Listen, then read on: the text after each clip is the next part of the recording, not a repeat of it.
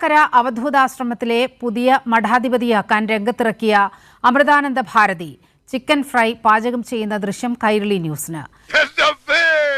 പത്രക്കാരെ കൊണ്ട് തോറ്റു. ഞാൻ എന്ത് ചെയ്യാണെന്ന് നോക്കി നടക്കുക. അവന്മാര് പത്രത്തിലിടാൻ. അനിൽ എന്ന അമൃതാനന്ദ ഭാരതി ബാർ ഹോട്ടലിൽ പാചകക്കാരനായിരുന്നുവെന്ന് മന്ത്രി KB ഗണേഷ് കുമാർ ആരോപിച്ചിരുന്നു.